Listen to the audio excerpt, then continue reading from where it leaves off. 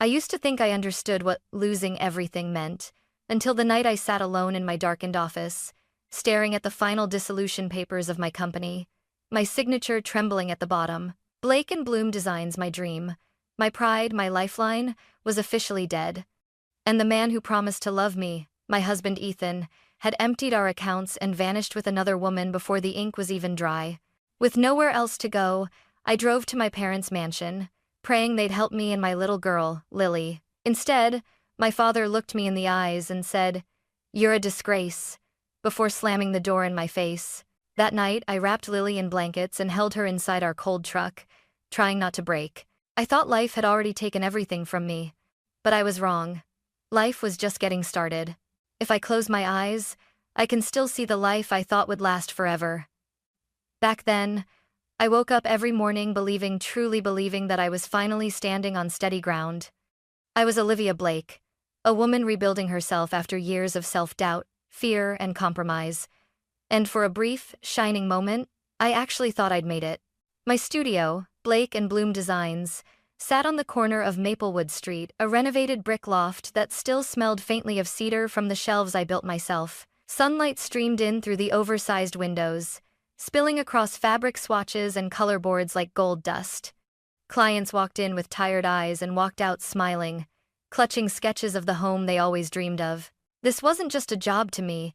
It was my proof that I wasn't a failure. "Mommy, this one is my favorite," Lily would squeal, waving a drawing of a pink house with crooked windows and huge sunflowers.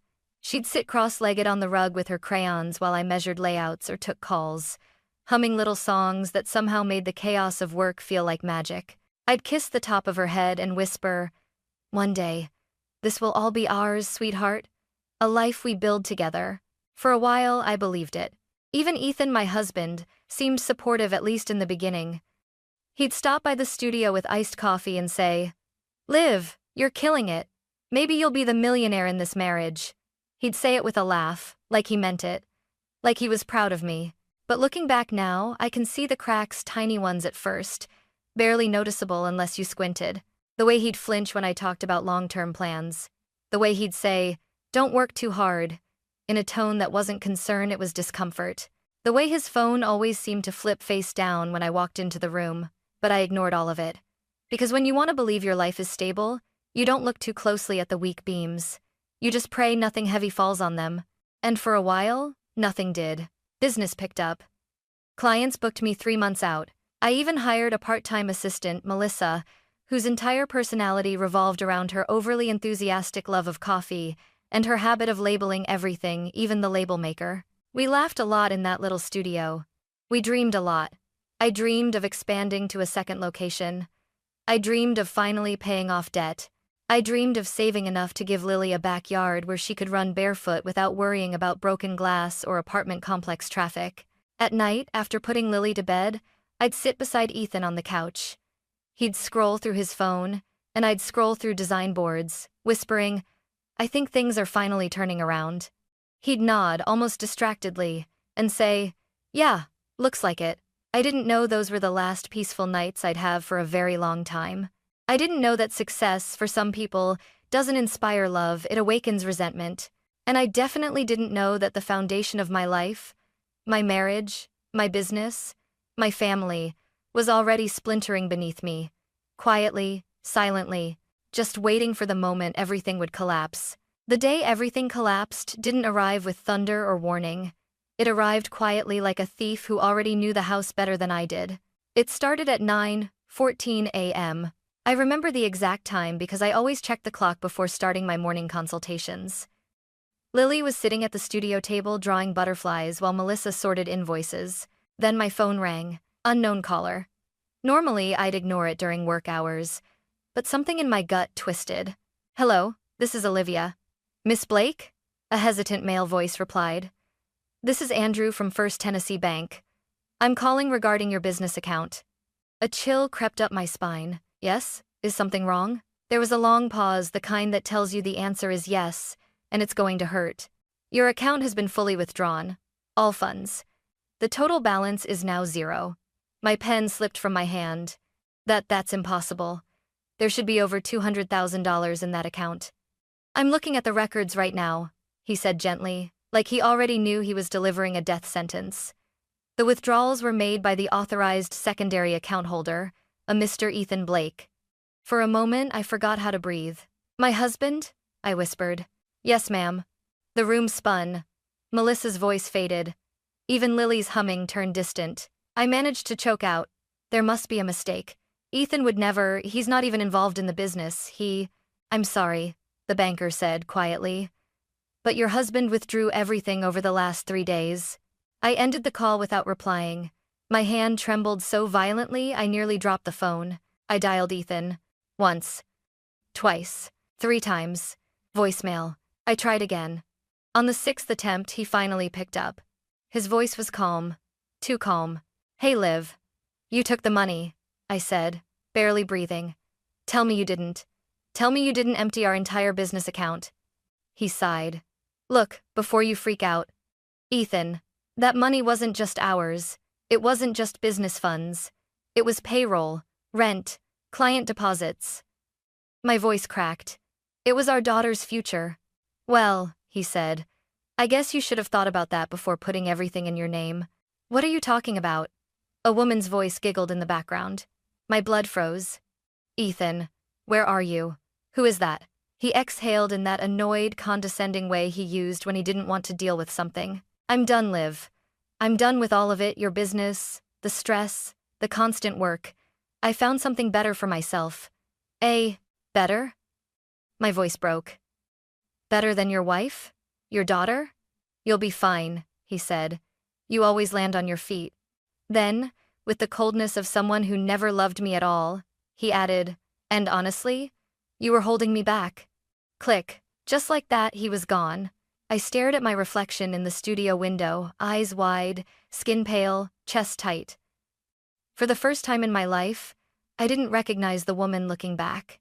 Melissa placed a cautious hand on my shoulder. Olivia, what do you want me to do? I swallowed hard, fighting the rising nausea. Lock the office, I whispered. Cancel my appointments. But why? What's going on? Everything inside me crumbled. I think my entire life just blew up. And by the end of that week, the clients pulled out, the bills escalated, and I signed the bankruptcy papers that would erase everything I'd worked for.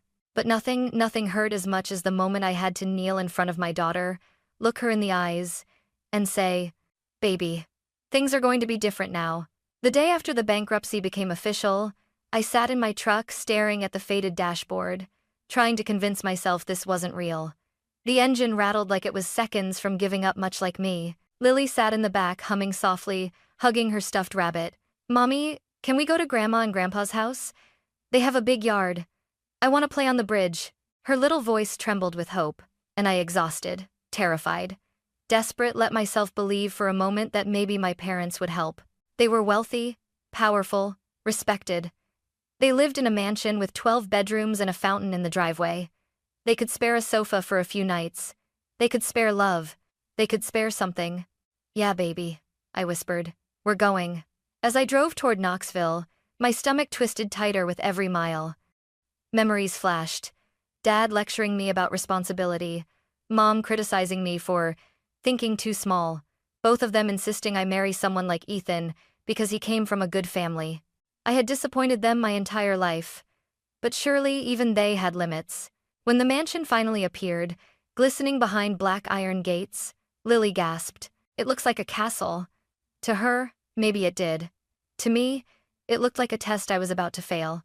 The butler, Mr. Alden, opened the door with a stiff expression. Miss Olivia, I wasn't informed of your visit. I need to speak to my parents, I said, trying to keep my voice steady. It's urgent. He hesitated. They're occupied. It won't take long. He finally stepped aside, and Lily rushed in, her little sneakers squeaking on the marble floors.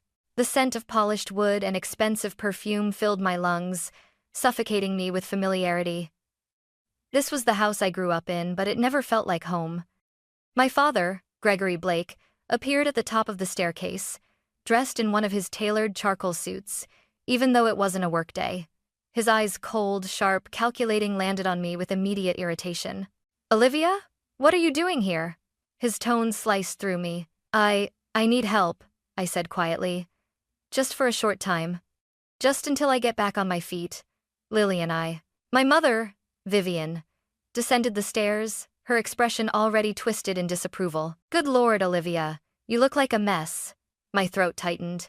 I lost the business, and Ethan, he took everything. We don't have anywhere to go. My father exhaled sharply, like I'd inconvenienced him by ruining my life. So you've come crawling back, he said. Dad, please, I'm not asking forever. Just a few days, maybe a week. Lily peeked out from behind my leg and waved shyly. Hi, Grandpa. My father didn't even smile. Olivia, he said slowly. We warned you. We told you Ethan was unreliable. We told you to stay out of that ridiculous design venture. You chose not to listen. I know, I whispered. But I'm asking now. And we're refusing now. The words hit like a slap. What, why? My voice cracked, humiliatingly fragile. We're family. Family? My mother repeated with a sharp laugh.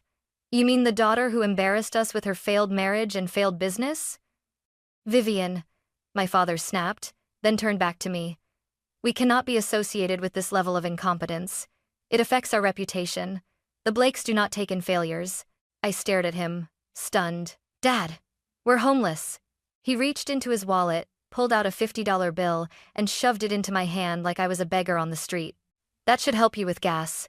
Now leave. I stood frozen, heart rattling inside my chest.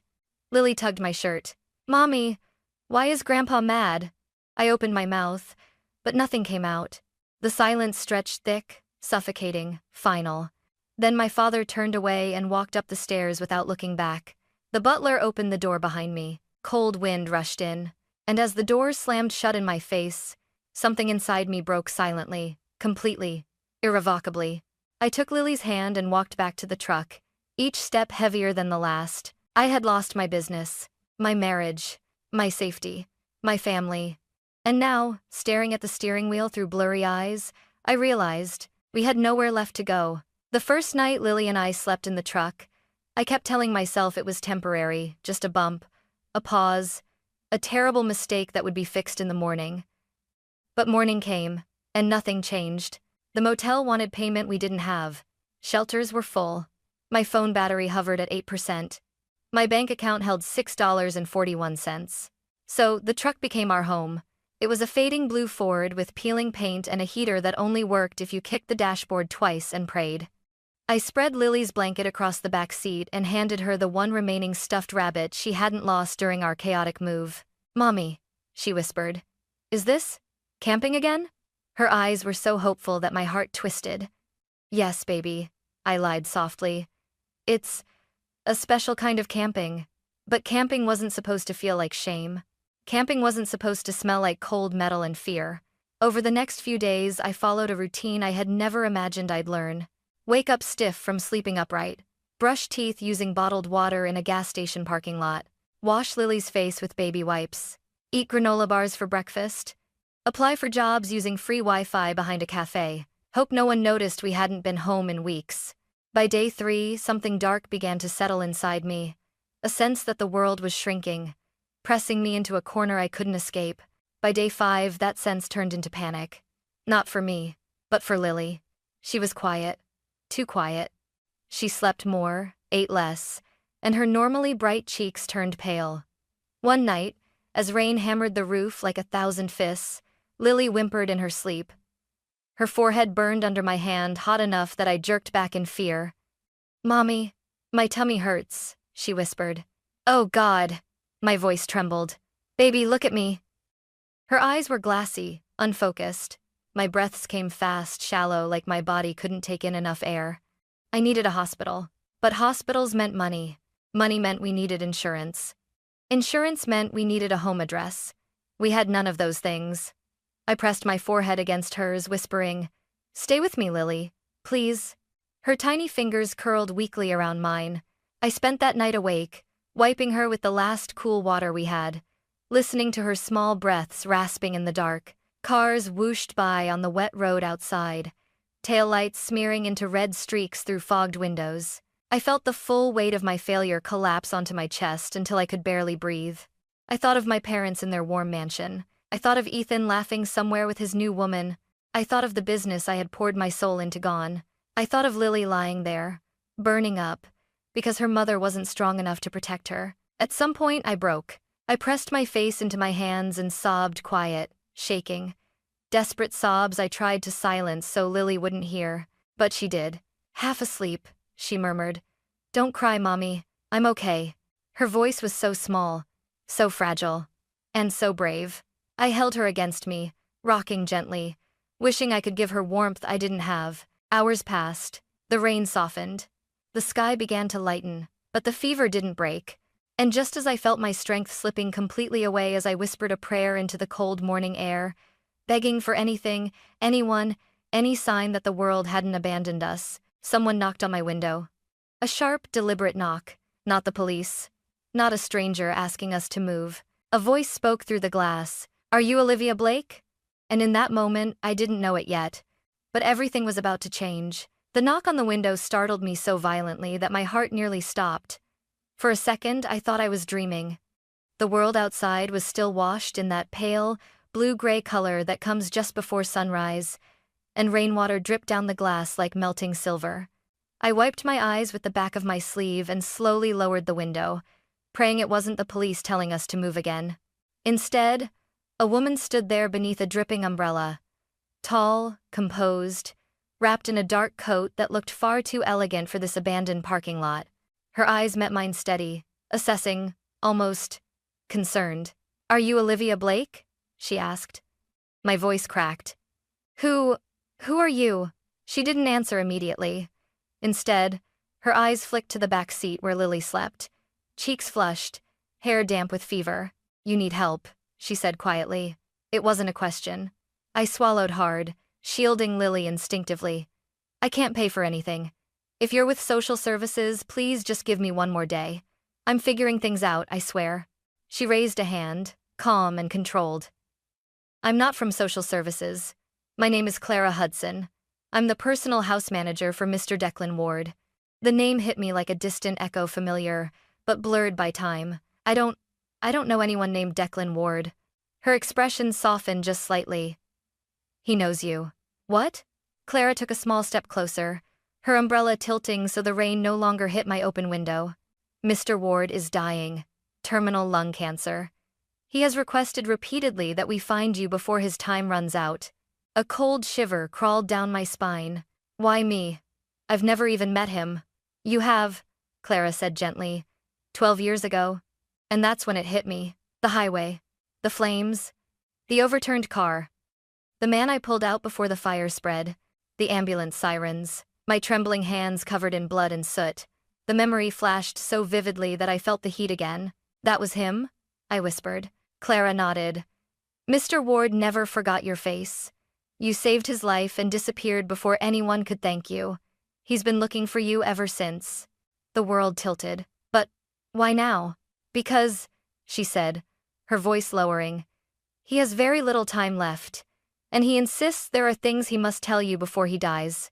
I looked back at Lily, breathing shallowly, her face still flushed with fever. "I need to get my daughter to a hospital," I whispered. Clara nodded like she expected that. "We have a private medical team at the estate. If you come with me now, she'll be treated immediately. No questions, no cost." My breath hitched. Why would he do that for me? Clara hesitated, then said something that made the air inside the truck freeze. "Because he believes he owes you a debt no amount of money can repay." I stared at her, torn between fear and hope, between mistrust and desperation. But Lily whimpered softly behind me, so faint it barely reached my ears. That was all it took. I unlocked the door. "Okay," I said, voice trembling. "We'll go with you." Clara helped me carry Lily to her sleek black SUV. Inside, the leather seats were warm, the air clean, the world suddenly unfamiliar. I wrapped my arms around Lily as the car pulled away, headlights cutting through the fog. Where is he?" I asked. Clara's eyes met mine through the rearview mirror. "In the Ward estate," she said. "About 40 minutes from here, deep in the hills." "What does he want with me?" She exhaled, something heavy hidden behind her calm exterior.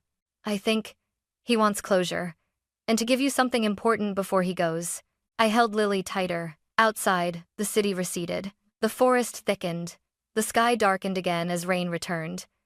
I didn't know it then, but everything that happened after that moment, every truth, every battle, every miracle, started with that knock on my window, and with a dying billionaire whispering my name.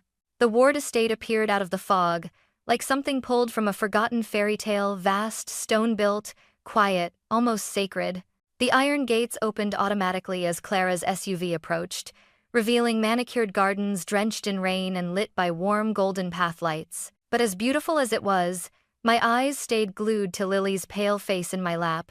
"Hang on, baby," I whispered, brushing damp hair from her forehead. "We're almost there." When the car stopped under a large covered archway, a medical team rushed out before Clara even opened her door. Two nurses gently lifted Lily into their arms and hurried her inside. "Is she going to be okay?" I asked, panic clawing at my throat. "They'll do everything possible," Clara said. "Declan insisted we be ready the moment we found you." That sentence alone made my knees weak. Inside, the air smelled of pine wood and old books. The estate was warm, elegant, filled with oil paintings and tall windows that overlooked the storm outside. But my heart wasn't ready to absorb any of it. "Where is he?" I whispered. Clara placed a hand on my back and guided me down a long hallway. "At the end of this wing. He sleeps most of the time now, but he's been waiting for you." Waiting for me. A dying billionaire waiting for me. My hands shook as she stopped at a large wooden door. "Olivia?" Clara said softly. "Prepare yourself. He's weak, but he's lucid. And this moment matters to him more than you know." I swallowed the lump in my throat. "Okay, I'm ready." I wasn't. Not even close. Clara opened the door, and I walked into the dim room. There he was, Declan Ward. The man whose face had once been covered in blood and smoke as I dragged him from a burning car 12 years ago. Now he lay in a hospital bed, an oxygen tube across his face, his chest rising and falling with shaky breaths. Machines beeped steadily, the only sound in the otherwise still room. His eyes fluttered open when he sensed movement. For a moment, he stared at me, confused, then something lit in his expression. "You," he whispered. I stepped closer, hands trembling. "Mr. Ward?" A faint smile tugged at the corner of his mouth. "I always knew, if I saw you again, it would be on a day like this." I blinked fast, trying not to cry. "You remember me? How could I forget the woman who saved my life?" His voice was raspy, thin. "You carried me out of the fire when everyone else drove past. You risked your life, for a stranger." "I didn't even know who you were," I whispered. "That's why it meant everything." His bony hand reached out, shaking. I took it gently, afraid he might break. "I've searched for you for years," he said. "When cancer took hold, I intensified the search. I didn't want to leave this world without looking into your eyes and saying, 'Thank you.'" A tear slipped down my cheek. "You don't owe me anything. Anyone would have helped." "No," he rasped. "Not anyone. I've lived long enough to know the world doesn't work that way." He squeezed my hand weakly. "You are different, Olivia." I swallowed hard. "My daughter Lily, is she?" His eyes softened. "She's with my medical team. They'll take good care of her. I made sure of that." Another tear fell. "Why?" I whispered. "Why do all this for me?" He took in a rattling breath. "Because I have little time left. And because there are things you deserve to know before I'm gone. Just to be inside as to many of wire fine the mervager." My pulse quickened. "What things?" Clara stepped closer, handing him a leather folder. He nodded for her to give it to me. "This," he whispered, "is my final will. Signed 2 weeks ago. Every asset, my company, my estate, my holdings will go to you." My heart stopped. "What? No. Mr. Ward, I don't understand. You have a son, and he does not deserve what I built," Declan said firmly, his voice momentarily regaining strength. "But you saved me without wanting anything. That is the kind of person who should inherit something meaningful." I shook my head, breathless. "I can't take your everything. You're the only person I trust with it." Silence filled the room as my world tilted beneath my feet. He closed his eyes, exhausted. "Tomorrow, Clara will explain the rest. For now, stay by your daughter. She needs you." I whispered. "Thank you, Declan." His lips curved faintly. "No, Olivia. Thank you. As I stepped out of the room, I didn't know that this was the last time I'd hear his voice. But I did know one thing. My life, shattered hours ago, was about to be rebuilt in ways I could never fathom. I barely slept that night. Between the soft beeping of machines monitoring Lily's fever and the echo of Declan's trembling voice telling me he'd left everything to me, my mind spun like a loose wheel. I watched Lily breathe, finally stable, finally safe, and whispered a silent prayer of thanks to the man who made it possible. But at sunrise, the peace shattered. A thunderous crash echoed through the estate's front hall, something heavy slamming against a wall. A voice deep, enraged, dripping with venom roared through the corridors. "Where is she?" I froze. Clara burst into the medical room, her usually composed face pale. "Olivia, stay behind me." "What's happening?" I whispered. Before she could answer, a tall man stormed into view, dark hair slicked back, sharp jaw clenched, eyes blazing like a man seconds away from violence. Jordan Ward. Declan's son. He was everything his father wasn't: cold, entitled, simmering with arrogance, wearing a suit that probably cost more than my rent for an entire year. "You?" he snarled, the moment his eyes landed on me.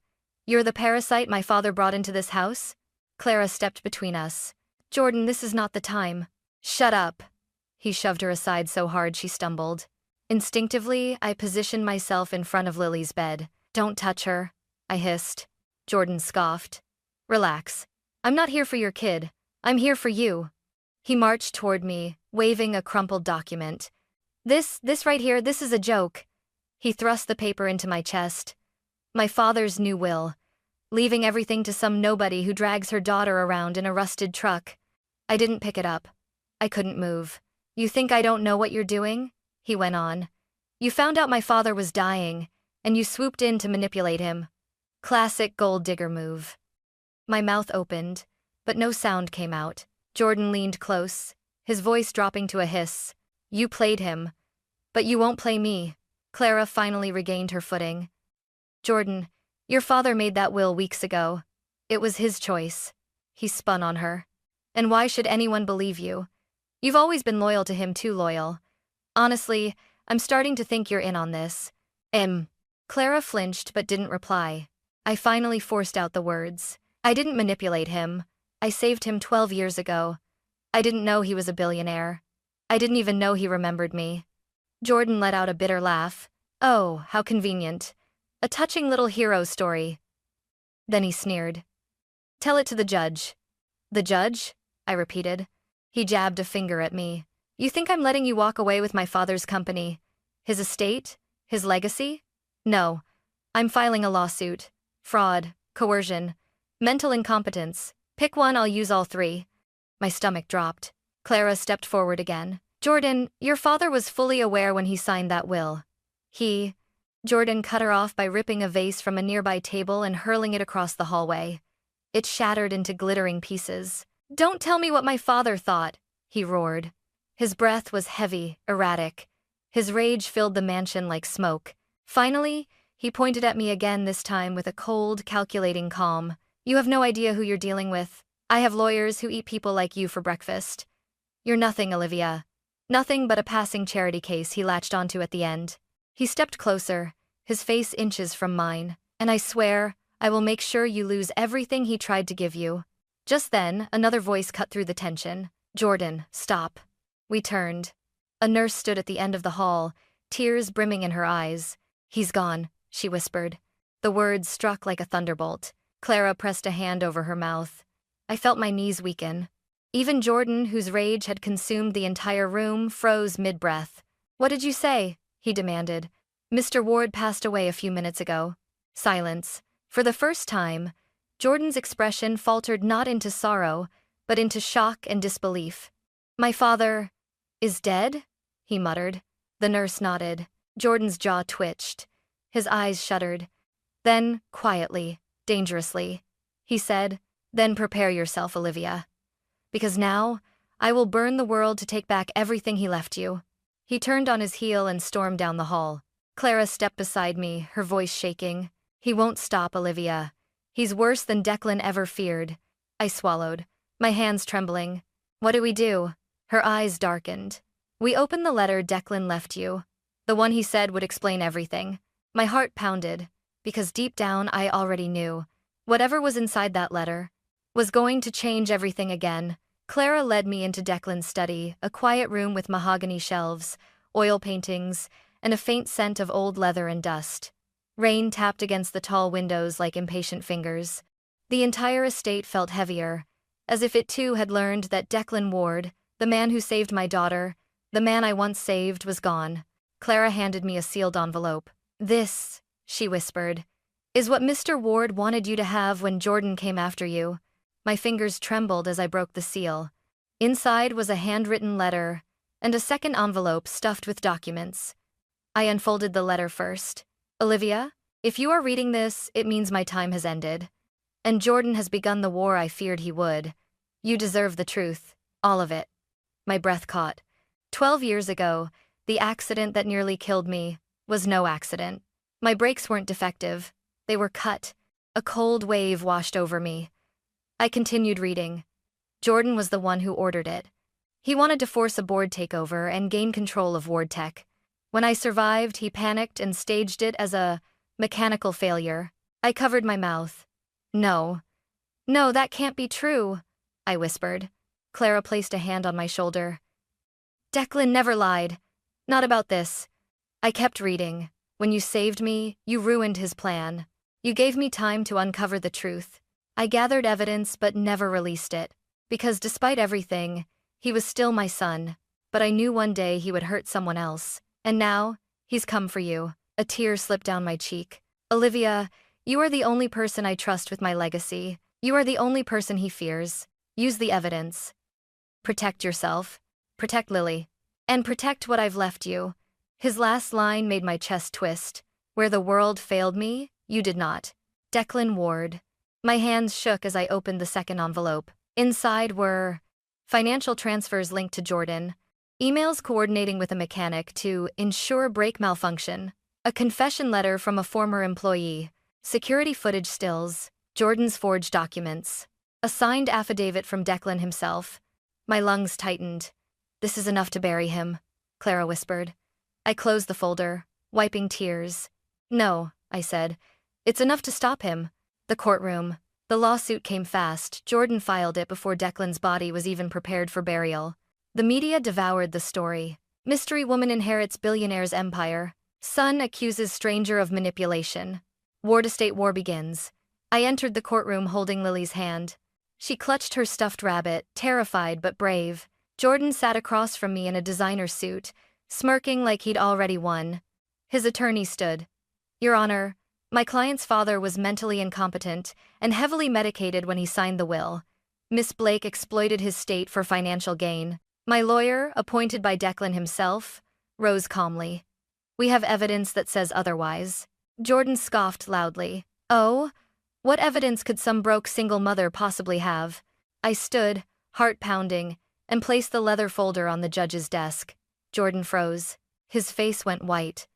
"Your Honor," my lawyer said, "this folder contains evidence Mr. Ward collected for over a decade, proving Jordan Ward attempted to murder his father to seize control of Ward Tech." Silence. You could hear people breathing. Jordan shot to his feet. "That's a lie. She forged it. This woman."